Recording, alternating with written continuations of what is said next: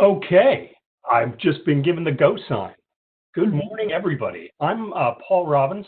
I'm the Dean of the Nelson Institute for Environmental Studies here at the University of Wisconsin-Madison, and we're really pleased to have everybody here for this live session, a business workshop on carbon. And there's 68 of you out here. When we planned this originally, right, for a live conference, we thought we'd have 10 people sitting around in a room working on carbon accounting and thinking about sustainability in their businesses. And now there's 70 of us. So there's a bit of lemonade that can be made from these COVID lemons. And certainly having you all here is really an honor and a pleasure. The Nelson Institute is dedicated to working with business partners in the private sector. We have a series called Sustainable Success that works on issues in the supply chain and the sustainability of the supply chain. And we're really, really happy to be co-hosting this. I'm really excited to be partnered with the Wisconsin Sustainable Business Council, who's really leading this. We're just really a broker, I think. And this is a business workshop on carbon tactics and tools for carbon strategy and management. I guarantee you're going to come away with skills. I know this isn't a great time to be a small business. That's an understatement, but I have learned during the era of COVID that sometimes this is a good time to hunker down, learn new skills, and come out the other side thinking about the environment, which Gaylord Nelson pointed out that the economy, as he said, is a wholly owned subsidiary of the environment. So I'll hand over the moderation of the session to Jesse Serby-Ortiz, who is Managing Director of the Wisconsin Sustainable Business Council. Jesse, thank you so much and welcome. Thanks so much for that warm welcome, Paul, and welcome everybody to the virtual version of Aspiring for Sustainability, Striving for Justice, and Crafting the Planet. As Paul said, this is a business workshop on carbon. It's one out of 4 series presented for you today. The other two, there's 2 pre-recorded, one now at 10 and one at 2 o'clock this afternoon. And today we're going to really talk about strategies to address carbon in your business. So this series speaks to the importance of proactively addressing carbon and climate in your business, as carbon and climate are one of the most pressing global issues of our time. Businesses across the globe are setting ambitious climate targets and proactively taking action, working together to determine how the business community can lead decarbonization plans and efforts, as together we strive for climate action. So we really hope that today you're going to learn some tools and tactics for what you can do in your business. It is easy if you look around and find evidence that the need to adjust climate risk, process or product efficiencies, and really address business resiliency is at an all-time high. So welcome, again, happy Earth Day. So today, this particular event, we are going to address at a high level the business case for caring about carbon and understanding the business journey that a business goes on when starting to manage their carbon. We'll look at what comes after you have your carbon footprint calculated, what questions you need to ask when making commitments and building a strategy for your business, how you can offset, and then how you can communicate about your business goals and commitments. So Paul introduced me already. My name is Jesse Serby-Ortiz. I'm the Managing Director of the Wisconsin Sustainable Business Council. For those of you who aren't familiar with who we are or what we do, it is our mission to advance sustainable principles and practices forward through the power of business. We really help businesses through education and events such like this. We help them measure and improve their sustainability with programs like the Green Masters program, and we really like to facilitate business-to-business connection for businesses and practitioners to learn from one another on how to move forward the sustainability conversation in businesses. I'm going to introduce now the other panelists for today. Today we have with us Kathy Kuntz, who is the Climate Specialist for Dane County Office of Energy and Climate Change. Kathy has almost 30 years of experience influencing customers, businesses, and whole communities to adopt sustainable practices and technologies. She's currently part of the team creating an economy-wide climate action plan at Dane County. From 2010 to 2019, Kathy led Cool Choices, a Wisconsin-based nonprofit that works with businesses to engage their employees around sustainability. Prior to that, she led Focus on Energy, Wisconsin's statewide energy efficiency and renewable energy program. Welcome, Kathy. We also have with us today Melissa Vernon, Director of Client Engagement at Natural Capital Partners. Melissa has 20 years of experience in corporate sustainability. She enjoys being at the intersection of technical and scientific issues and communicating these in a meaningful and understanding way to clients and external stakeholders. Melissa believes in the power of business to lead us towards solutions and address environmental and social issues while respecting people and planet. We also have with us today a co-organizer of this event, Lisa Giesenbauer, who founded Evolution Marketing in 2007 as Wisconsin's first triple bottom line managed marketing and sustainability consulting firm. She currently serves on the advisory board for the Wisconsin Sustainable Business Council and Be Local Wisconsin. Under Lisa's leadership, Evolution Marketing became the 7th certified B Corp in Wisconsin in 2018, and in 2019, Evolution Marketing began offering their professional services in a carbon neutral manner. So as we get started, the next thing that we're going to do is take a poll. We're going to ask you a question. So just give us a moment to get this poll started. And this is interactive, so we'd like you to answer this question on your screen, and you can choose more than one answer. So the question is, where are you and your business at in your carbon journey? And you can select from we're just getting started. So where are you? We're just getting started. Or you can select your tracking your energy and natural gas. So this is scope 1 or scope 2. Perhaps you're already tracking scope 3, which is fantastic. You might be creating a report and sharing that publicly. Are you offsetting your carbon footprint? Or purchasing, perhaps you're purchasing renewable energy credits or renewable energy for on-site production or off-site production. So just as we get started here, we really wanted to see where you're at on this journey to get a better sense of the business community and what your needs are. So let's see, all right, I'll just give it one more minute if you want to put your answers in there.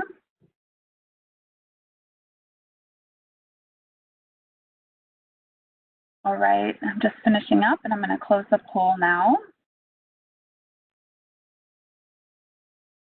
Right, and it really looks like the majority of people are at the first 2 phases, which is really just getting started, or you're tracking the basic metrics.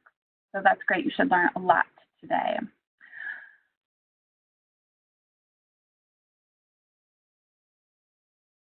All right, so we are going to ask another polling question.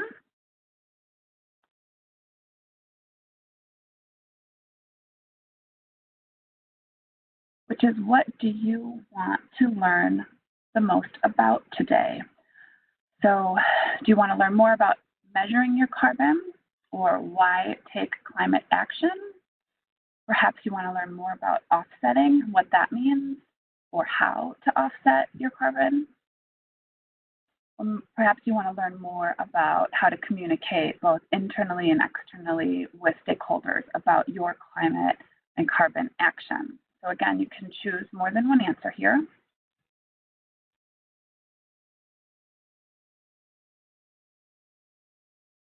All right. It's a great way to see and feel that interactive part of the virtual conference. So just going to give one more second here to let you type in your answers. It looks like we're coming in at a tie.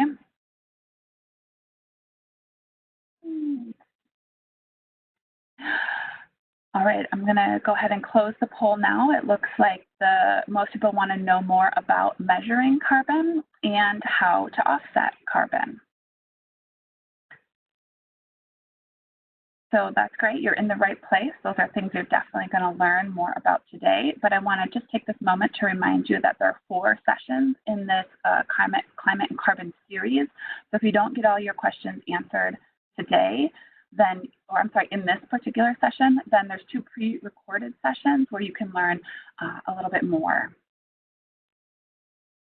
Okay.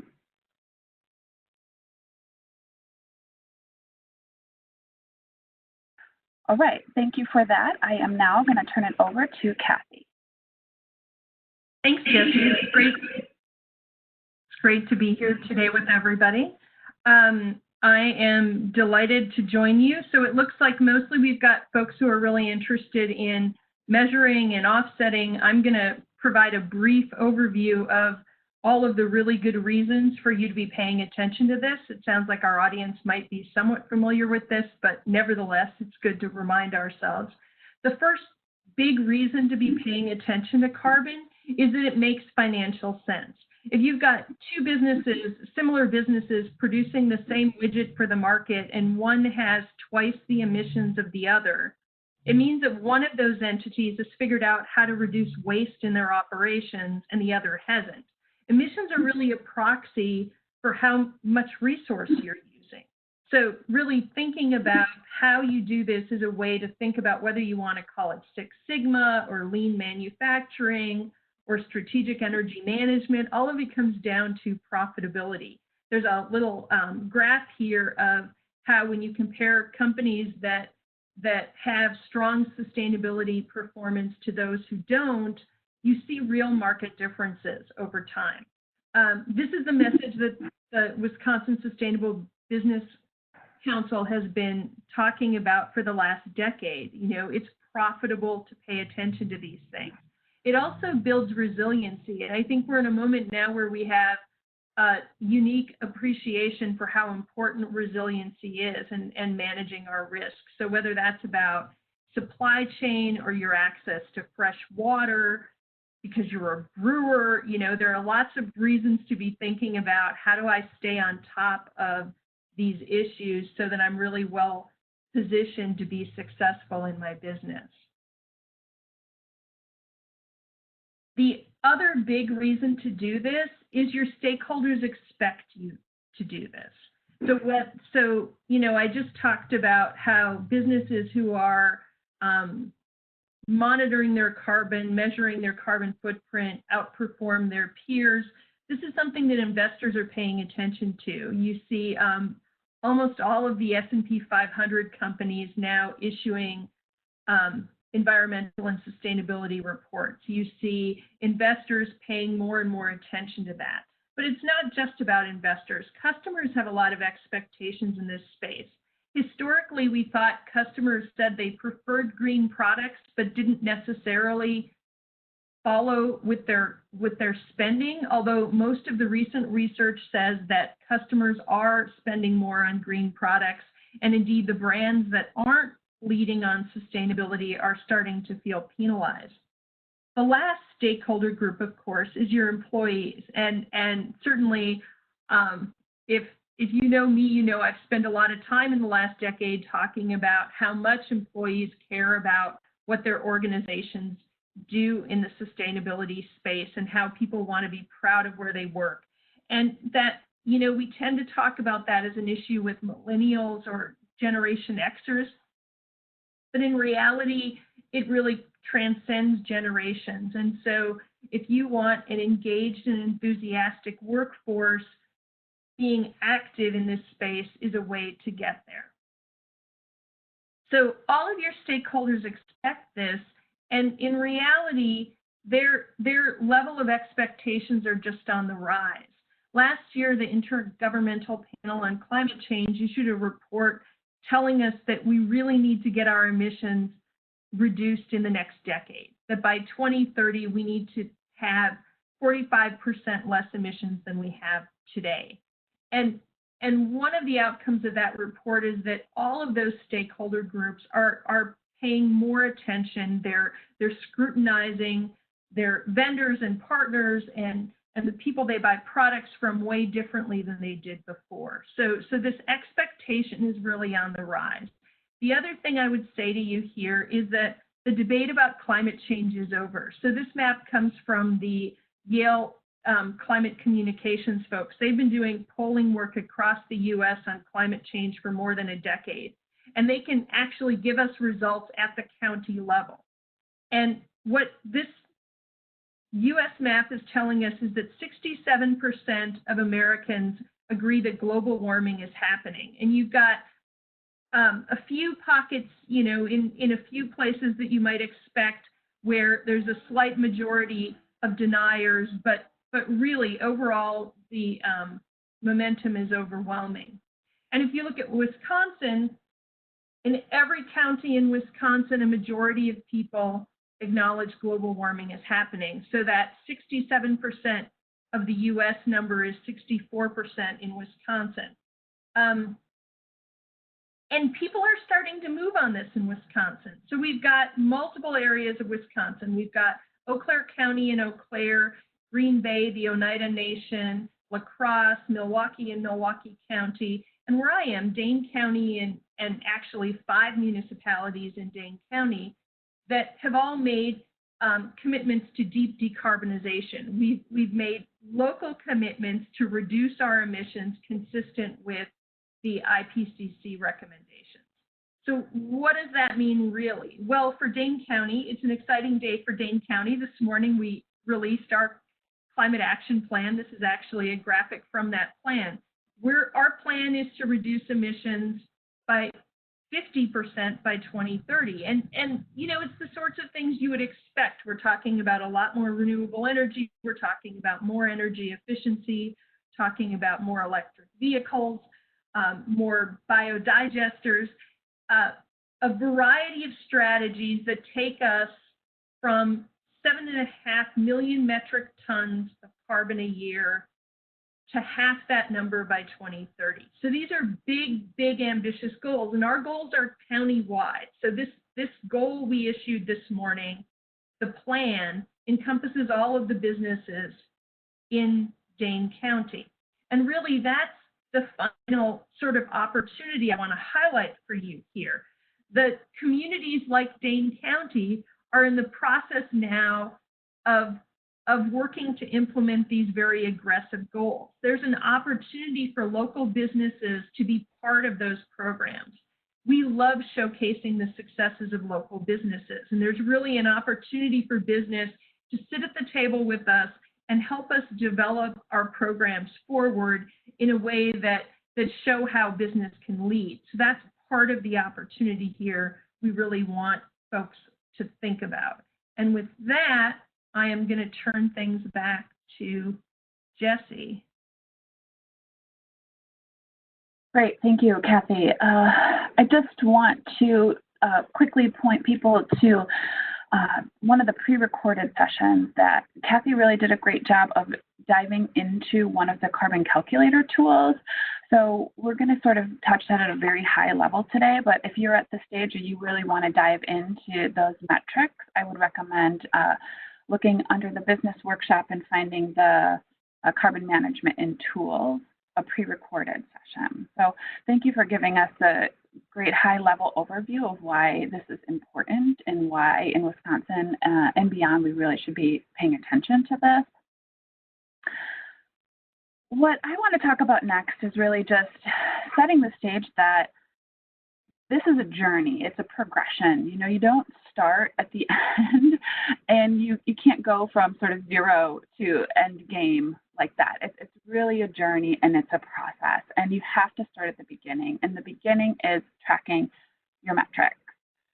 You've all heard it before. You can't manage what you don't measure.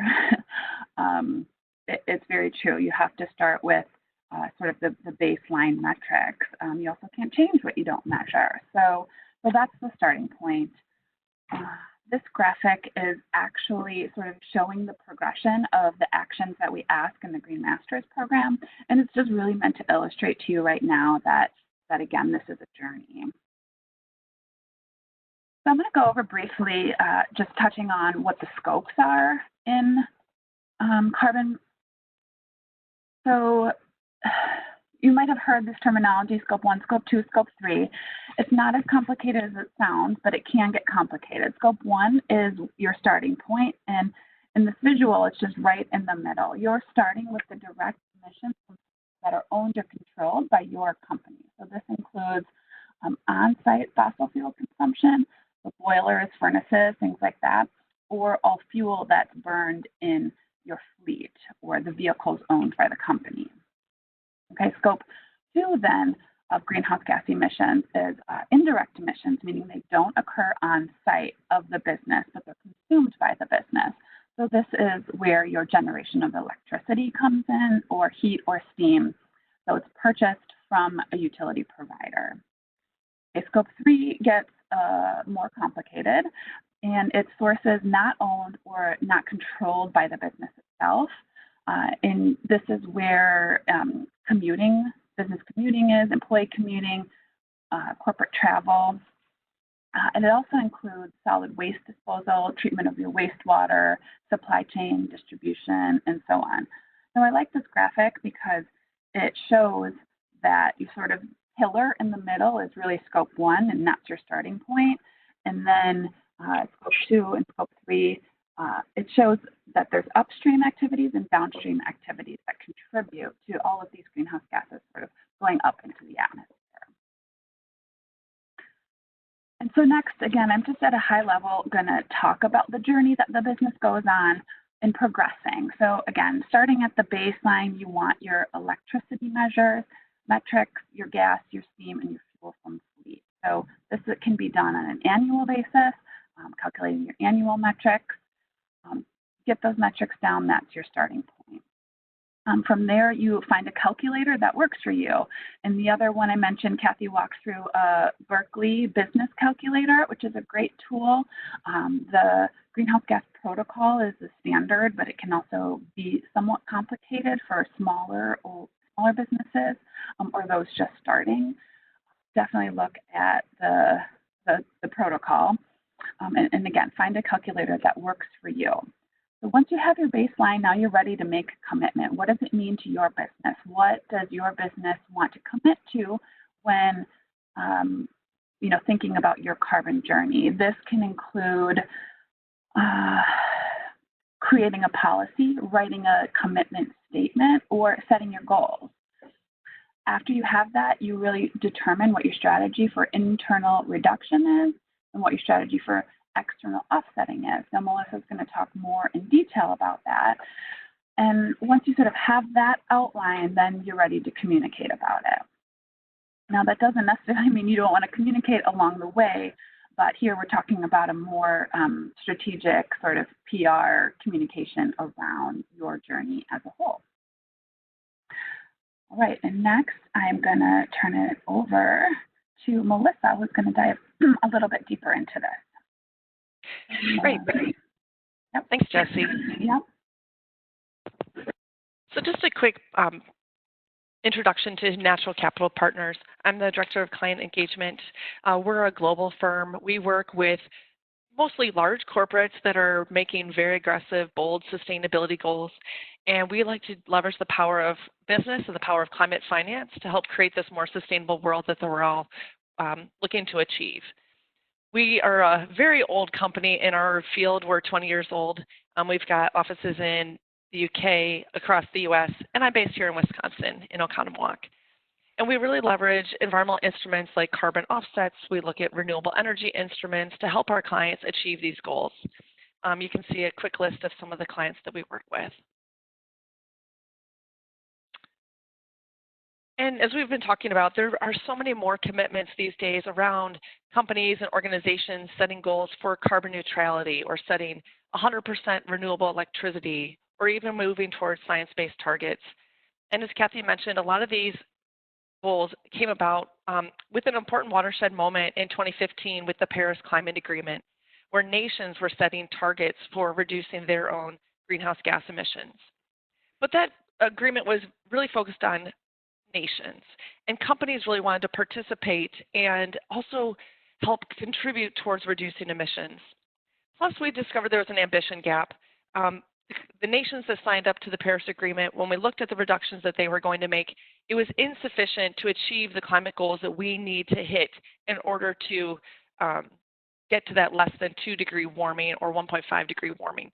So we really needed additional participation from corporations, from NGOs, from municipalities to really address this ambition gap. My organization did some research last summer to just see, of the global Fortune 500, what percent of them are making these very bold climate goals? And we discovered that 23% of that global Fortune 500 have set goals around either carbon neutrality, 100% renewable electricity, or setting science-based targets. So this is an action that is really increasing around the world. This is no longer just, a few the super green companies talking about these efforts and achievements. You can access a full report down with the link on the bottom right. And all of this has really been spurred by the Paris Agreement back in 2015. As Kathy was also mentioning, so when companies are setting these commitments, they're driven uniquely by their own company priorities. We all have a lot of stakeholders, and it's not just the traditional stakeholders that we think about in terms of our customers and our investors. Today, with the frameworks of ESG and environment, social governance models, companies are really thinking much broader about who all those stakeholders are and setting their priorities and their targets and their goals to really tackle a varied group of stakeholders. So as a result, we see companies take climate action in a variety of different ways. There's many ways that you can move forward with these action plans. I've thrown out a few examples here that we really see are main drivers for taking climate action. The first, top left, recruitment and retention of employees. Research after research says people want to work for mission-driven companies. So taking actions on sustainability and climate is a really great way to engage your employees. This graphic is a picture of Microsoft. They have achieved carbon neutrality, but they want their employees to really kind of touch and feel it. So they've engaged in some tree planting activities around the world, from Ireland and the Netherlands and Virginia, to really help their employees kind of touch and feel what it means like to reduce greenhouse gas emissions. Some organizations do it to maintain their license to operate. Especially the tech sector with lots of data centers are setting up operations around the country, and sourcing 100% renewable electricity or achieving carbon neutrality are two great ways to kind of ensure that communities know about the commitments, the bigger commitments to preserving our planet. We see a lot of action plans being driven by wanting to be a leader in your sector or responding to what your competitors are doing. Especially in management consulting firms, we work with all these organizations. They've all set goals around being carbon neutral, from Bain, PwC, Boston Consulting Group, and Oliver Wyman. Then many companies are taking their commitment and rolling it out into the products that they sell. Microsoft has launched a carbon neutral product for their Xbox. 825,000 units of Xbox have been certified as carbon neutral. And HP Printers as well has launched a carbon neutral printer. So extending that corporate commitment into their products as well. Some companies take action because they want to maintain their brand. Oaxaca is a restaurant we work with in London. It's a Mexican chain across the UK. And so this is really part of their ethos. Who they are as a company is to have carbon neutrality. And lastly, a quick example is around your supply chain. You are a supplier to other organizations. Other organizations are supplying to you. And Walmart has set a goal with their Project Gigaton to drive a gigaton of carbon emissions out of their supply chain. So as Jesse mentioned, that scope 3, the things that are in your supply chain but maybe not in your direct control. So Walmart is setting targets for their own suppliers to do internal reductions to reduce their greenhouse gas emissions. So it's really up to where your company is, what your priorities are, what your drivers are, what will help you set your climate action plan. I'm going to focus specifically on carbon neutrality. That's what my organization, we work primarily with companies that are setting carbon neutral goals. And again, as we talked about, it's kind of started with the Paris Agreement, where we said we need to hit a net zero economy by 2050. And corporate climate leadership is an essential part of us getting to those goals.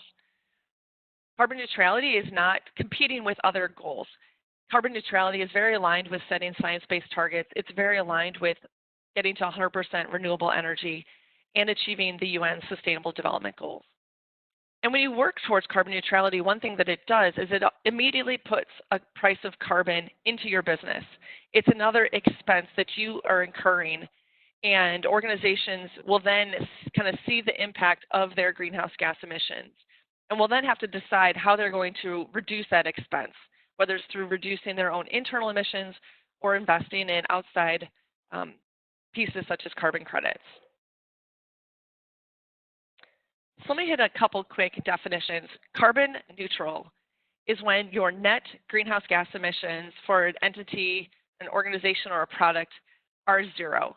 So you're balancing out the emissions with the activities that you're undertaking outside your organization to achieve zero.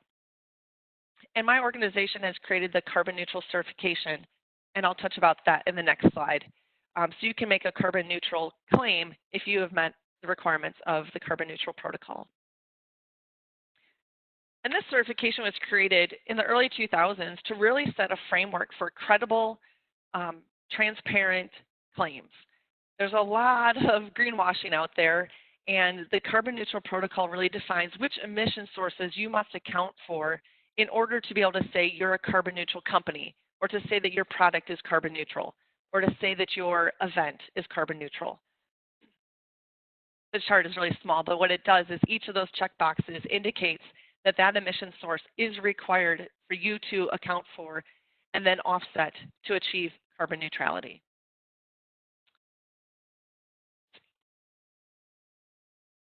And there's also a third-party verification so that you know that when you are making these claims, that it has been checked by an external party to ensure that the calculations are accurate and really reflect the emissions from your organization. To achieve carbon neutrality, there's 5 key steps. The first is define, and that's to understand exactly what you're going to cover in your footprint. If you're a company, you would be including scope 1, so all your direct emissions, scope 2, all your electricity, and the way we define it in scope 3, you would also include business travel. If it's a product, it's going to be more of a cradle-to-grave life cycle measurement. So step 2 is doing the measurements. So we talked about that earlier, how you calculate that. Third is setting your target. So here we're achieving 0 greenhouse gas emissions. The fourth is reduction. And that's going to be a combination of your internal reductions. So you're reducing the carbon footprint of your organization or your product, as well as financing projects which reduce emissions outside of your organization. And step 5, Lisa will talk about, is communicating. How do you talk about your climate action and your achievements with your stakeholders and customers? So what is a carbon offset and what is an emission reduction? An emission reduction is an activity which avoids, reduces, or removes greenhouse gas emissions. Excuse me. And there's a variety of different types of emission reduction projects. There are those that are focused on natural climate solutions. So we're very familiar with these: forests, protecting forests, planting new forests, protecting grasslands, planting mangroves. There are projects around health and social impact, giving access to clean water and sanitation, clean cook stoves, and household renewables. 2 billion people on this planet still cook over an open fire inside their homes. And climate finance is one tool to give these households clean cook stoves, which reduce emissions and avoid deforestation. The third big category is around technology and sustainable infrastructure. Helping refrigerants and, are a very large source of greenhouse gas emissions because they're high global warming potential. Also renewable energy, moving to solar and wind. So there's a variety of different types of projects that can be undertaken to both avoid, reduce, or remove greenhouse gas emissions. And many of these projects are not just about removing CO2 or avoiding those emissions, but there are a lot of co-benefits aligned with the UN Sustainable Development Goals. There's been research by the Gold Standard that estimates for every dollar put towards a carbon finance project, there's over $465 of additional value towards achieving sustainable development goals. So these projects really have broad scale impact in not only reducing greenhouse gas emissions, but helping our world move towards a more holistic, more sustainable. And one of the things that underpins these carbon credits are carbon standards. This is not about going and counting the forest that you have in the back of your corporate property. It's not about planting trees and taking credit for that. You may be an activity you may have undertaken during Earth Day. There are standards which really define and ensure that these reductions are credible and have high integrity. There's a variety of carbon standards around the world: Verified Carbon Standard, Climate Action Reserve, Gold Standard, American Carbon Registry. They all have their unique niche within the space. Some of them focus more on forestry, some focus more on household devices. But what underpins all of them is they ensure that these reductions are real, they ensure that they're measurable, they ensure they're permanent, that they are additional, that this would not have happened without the carbon finance. They are verified and they're unique. Each of these standards defines requirements for monitoring, for reporting, and independent third-party verification. Also, all these emission reductions have happened in the past. We're not taking credit for emissions that are going to potentially happen in the future. These credits are then issued to a registry, which ensures that they're all unique, and then an organization like mine can purchase those credits off the registry, and they are retired to ensure there's no double counting. Over the years, the International Carbon Reduction and Offset Alliance has been created as an umbrella association for organizations that are involved in carbon offsetting, organizations like myself. And they're set a code of best practice to really ensure that we are only using the best of the best carbon credits, and to ensure, like my organization, we are audited annually to ensure that our sales of carbon credits matches what we've retired. So there's a high level of integrity that has now come into these programs, whereas 20 years ago, this did not exist. I've been in corporate sustainability a long time, and we used to take credit for a lot of things like the forest in the back of our corporate property, and you can't do that anymore. That does not lead to a robust claim of carbon neutrality. So just a quick, how do carbon offsets work? How does climate finance work? First, there's a project that cannot proceed because of the financial hurdles. And climate finance is one tool that they can leverage to move it from a project that just has insufficient funding to one where there's funding available to make these projects happen.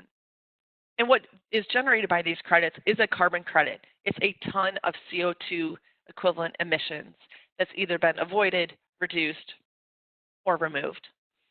There's hundreds of millions of these credits that have been created and generated in the last 20 years. These projects obviously must meet the carbon standards I just mentioned. They have to be real, they have to be permanent, and the credible standards really ensure that these are really actually happening on the ground. And again, all independent verification. All the projects go through monitoring to ensure that the results, that people are really using those cook stoves, that they're really using the water filters, that the water filters aren't sitting in the corner becoming a flower pot or a stool. So there's detailed documentation. All these monitoring reports are available to the public so you can review them. My organization then does additional due diligence and quality assurance to ensure that these projects are really the best of the best, that the project developers are not going to go bankrupt next year, are not going to have any project failures that could put your organization on the front page of the Wall Street Journal in a bad way. Organizations then purchase those carbon credits and apply them towards your emission footprint. So if you want to achieve carbon neutrality, you measure your footprint and then you purchase enough credits to match that.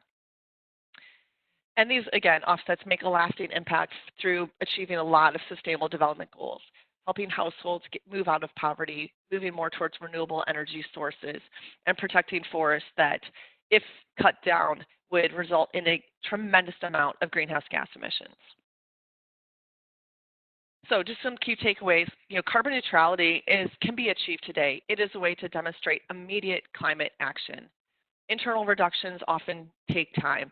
There's capital investments. There's other pressures that can make it difficult. But carbon neutrality can be achieved today. And it really moves financing to areas around the world. Most of these projects are in the developing world.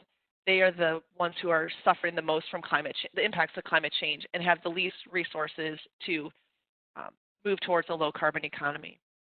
We're seeing tremendous increase in corporate action And so both in all from small, medium-sized businesses to obviously the very large corporate. And this provides a great pathway to demonstrate your commitment and progress. So I will hand it back now to Lisa to talk about the communication side.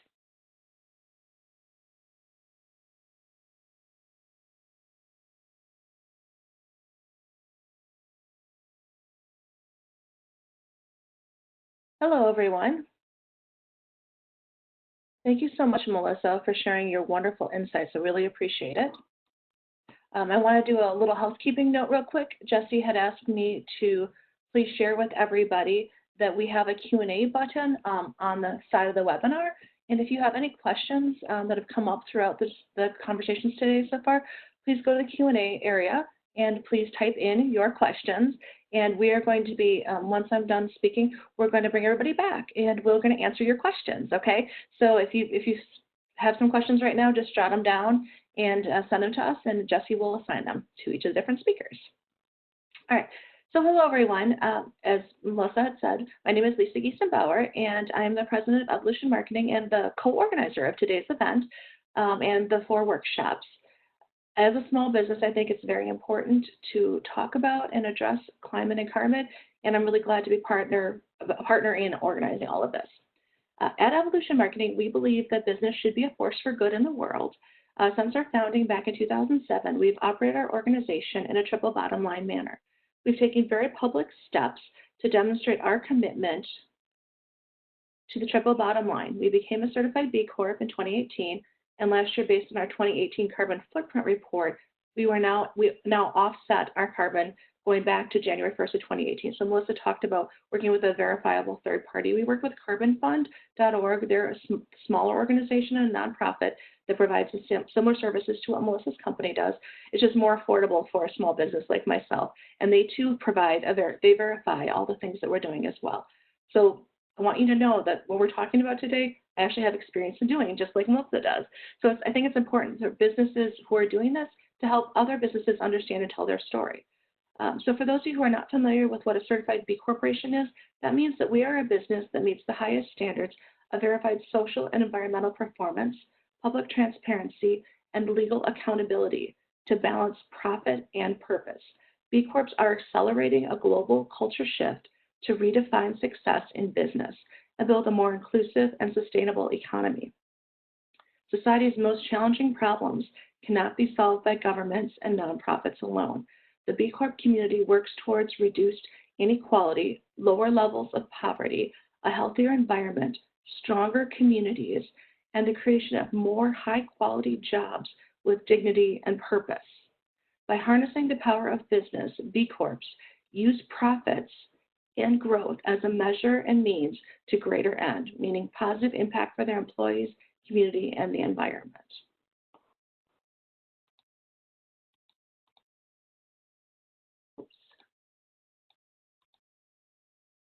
So today I'm going to talk to you a bit about Carbon Storytelling 101. And this slide is an overview of the items that we're going to cover today. I have outlined here several key questions that every organization should address and think through when you're talking about telling your carbon story. Now, we believe that it's very important to cover this topic today about how to communicate about your business's carbon actions. So we believe that because of what we're seeing in the global world, many businesses are not talking about their carbon journey or their carbon story. And as Jesse said at the beginning, it is a journey, so it's okay to talk about what you're doing throughout the process. Right now, we're going to focus on, at the end of your journey, how you're going to tell your carbon story to your stakeholders. But with that said, these same questions, you really, from a strategic standpoint, should be thinking about as you're working through your carbon footprint right now within your organization, okay?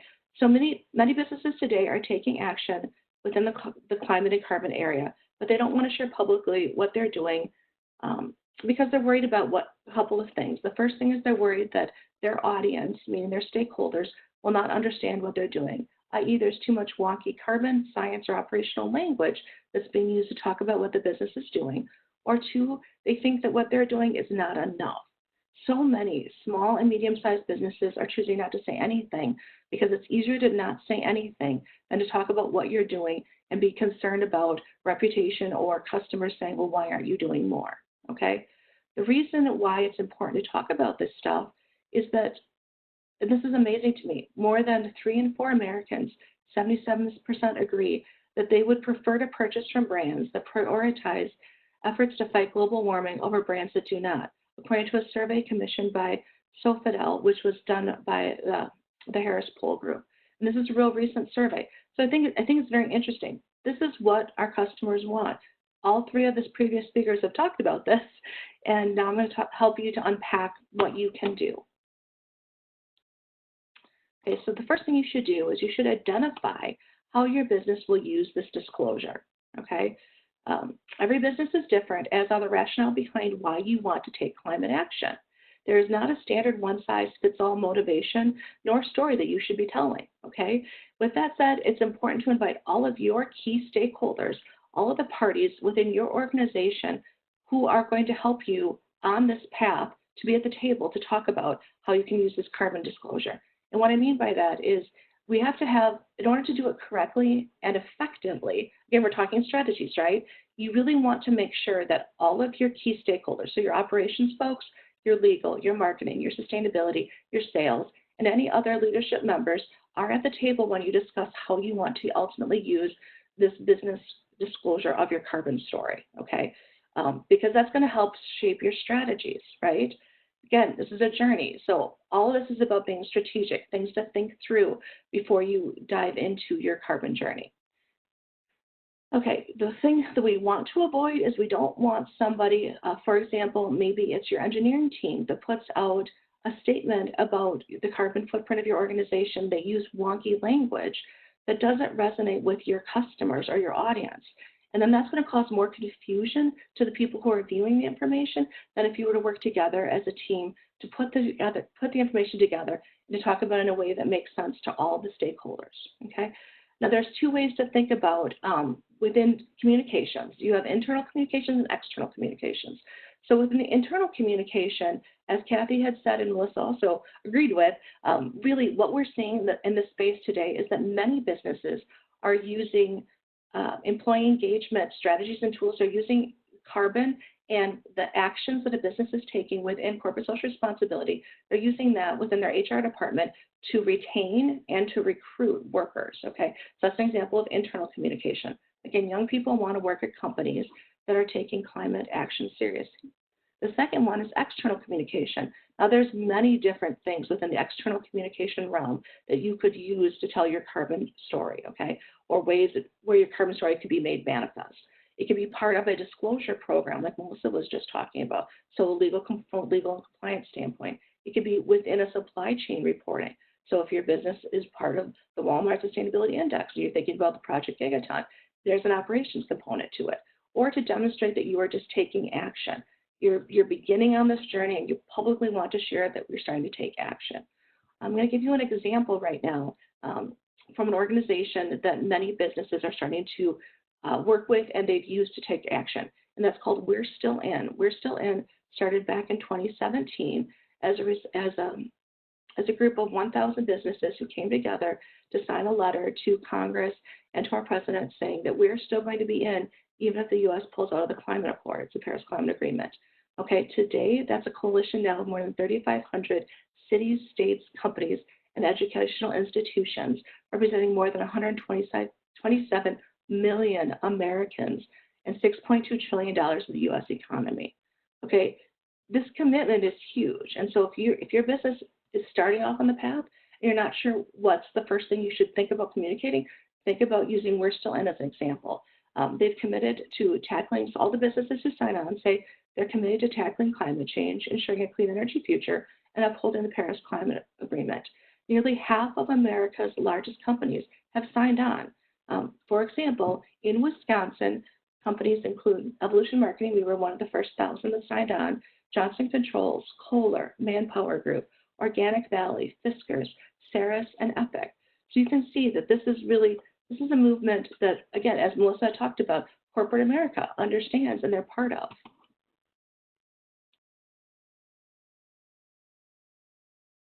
Okay, so now you say, well, what are you trying to accomplish? So what are the business goals and strategies behind these communications? Melissa covered this at a real high level, and I'm going to do a little bit of unpacking with it now. So the first one would be if you want to demonstrate that you're a good corporate citizen. So you want to make the claim that we're running on 100% renewable energy, could be an example of that, or whatever type of statement you want to make. This is one of the ways you can do it.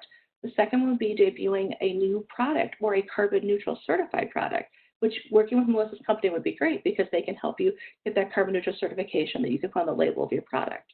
Again, for recruitment for Generation Zers or Millennials, if you're looking for investors or you're trying to do a capital raise for your business, or if you want to demonstrate market leadership in that space.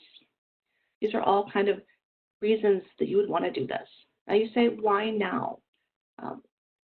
Why right now should you be communicating about these things? I would argue not only that the greater community wants to know, but many companies, or many customers, I should say, and I have a nice quote here from the American Psychological Association, this just came out earlier this year, found out that 7 in 10 respondents say they wish that there was more they could do to combat climate change. So 51% of U.S. adults say they don't know where to start. So if the American population isn't sure where to start, but they want to do more, you should give them what they want. You should share with them what your business is doing, whether it's about your products, the services you offer, how you're running your business. The public wants to know that, and they're going to be happy to know that if you're doing these things, that they're supporting your brand. So transparency, we're in an era of uber transparency. We're in an era of uber transparency, and it's very important to be open and honest with what you're doing. Reputation management, this is another thing. If you want to make sure that you're being honest about what you're doing and answer questions the public has. We talked about brand awareness and market differentiation. And then really, as a team, you should unpack the timing that makes the most sense for your business or organization when you should talk about this. So maybe it's for Earth Month. Maybe it's when you issue your first corporate sustainability report. And then here's some tips for sharing your carbon story. So you're going to want to be open, honest, and transparent in the language that you're using. You definitely want to use the greenhouse gas protocols as your standard for reporting because that's a global standard that most people are aware of. You want to be consistent, especially if you're comparing year over to year about your report. You want to you want to research your competitors, and you want to see how they're telling their story within your market or your sector because you can drive a lot, you can get some good ideas from what your competition is doing. And definitely you should not be worried about borrowing the language from some of the tools that we have available in the other webinar that Jesse referred to earlier, where we talked about the SDG Action Manager and the Green Masters Program. Feel free to use the language that are used in both of those tools to also talk about what you're doing. And then the last thing is I've got a great link here. It's a free tool from the UN Global Compact, and it's the practical guide for integrating SDGs into corporate responsibility reporting. So I encourage you to share this guide with your Marcom team. It's got amazing, wonderful sources in it to help you to think through how to talk about all of this within your business. Now at this point, I'm going to bring everybody back. So Melissa, Kathy, and Jesse, will you come back on and join me? And Jesse is going to take over our Q&A section now. All right, great. Thank you so much to Melissa and Lisa and Kathy for being here. I'm just going to take one moment to say we're hoping we could be in person with you today to really dive into how to track the carbon footprint and get you all calculating and doing activities. And so we did the best we could turning this all into virtual things and breaking it up into little segments so that you could digest the information. But please take advantage of the other workshops for you. This is a really great overview on how you can go through and move through that carbon journey for your business. And some of the other ones will get a little bit more into the tactics and tools. So we did have some great questions. I think I'm going to start with Melissa. This one came up a couple of times. So really thinking about the suspicious activity that maybe has evolved in carbon accounting and offsetting. Can you just speak to maybe how your company or the market and how it's changed and grown so that it is verified, or like as a consumer or as a purchaser, how can we know that a business is not, doing suspicious carbon accounting. And then also, I'm just going to add to that real quick. If you have any examples of Wisconsin businesses, folks would love to hear about that. Yeah, in terms of carbon accounting, there are defined standards. So the GHG protocol is really the preeminent one to refer to ensure that you're calculating your carbon footprint in the right way. Is very detailed guidance, so that it's like an accounting standard. So just the way in which a business would do their financial accounting, there are standards for greenhouse gas accounting. Many of the large corporates have external party, one of the management consulting firms, do an audit of their greenhouse gas report as well. So that is becoming a much more common thing to have those reports audited by an outside party to ensure that it's has the proper emissions being reported. In terms of carbon credits, obviously in any market there are going to be some projects that don't meet expectations. Vast majority of these carbon offset projects are in the developing world that does not have the levels of governance, respect for laws that we're used to here in the U.S. And there are definitely projects that have not achieved the reductions that they intend to at the beginning for a variety of reasons. Financial, illegal activity. Obviously, there's illegal logging that happens in a lot of these forest protection projects that is not intended by the project from the beginning, but these things do happen. And, it's unfortunate that some of these bad projects, the bad outcomes give a bad taste to the rest of the projects that are doing really tremendous and amazing work. And it's really hard stuff. And trying to monitor a forest in Brazil in person is very difficult. And so we really do hope that with the advance of technology tools, Microsoft has their AI for Earth program, and they're working with a number of startups. Could we do a lot of this remote monitoring, from satellites, so we would know immediately if trees are being cut down in the middle of the Amazon that are part of a carbon project. So we really, this will continue to evolve. There will be better monitoring and verification processes that don't require somebody to in-person visit a forest in Brazil. But there is a lot of great work. How do you make sure that you're supporting a project that is really robust? I mean, number one is it needs to be participating in one of the carbon standards. That's number one. But not all projects that have followed the methodologies for the gold standard or VCS, there are some bad projects in those that have followed the methodologies. And so that's where, my organization comes in. There's a number of companies like mine that we just do extra due diligence. We just make sure those project developers are really, emission reductions are really real, that the project developers are really credible. They have a track record. They've done this before. They have the support of the local communities to make sure these projects really happen. Great, thank you. Well, Kathy, I'm going to ask you a question, which is sort of the elephant in the room right now, of course. You talked about the pressures for business to address climate. Do you think that changes with the COVID-19 pandemic, or how does that play into climate and carbon action? So I think that's a great question, and I think other panelists should weigh in on this too. I actually think there are a lot of ways that our current experiences with COVID reinforce the need to act on climate. I mean, what we're seeing with COVID is this really clear lesson about paying attention to science and being proactive with solutions and managing a crisis before it's a really bad crisis, because it's harder to manage when it's a really bad crisis. And all of that for a regular person thinking about, is this company doing the right thing? Is this community doing the right thing? Those lessons are pretty clear. I'm starting to see a lot of conversation about that out in the ether that we're all sharing during this weird time, that people are saying, okay, we need to get ahead of these other issues. So I don't think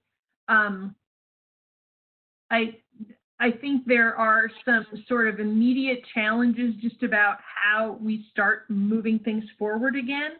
But in a lot of ways, having a pause gives us an opportunity to start again in a slightly different way. It gives organizations an opportunity to think about employees working from home more broadly than they perhaps thought about it before. So there are opportunities here to think about pieces of your emissions in different ways.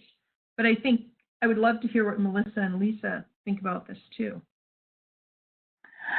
Yeah, we're about at time, Melissa. I don't know if you have anything, or Lisa, you wanted to add just to sort of wrap us up. Well, greenhouse gas emissions are a global pollutant.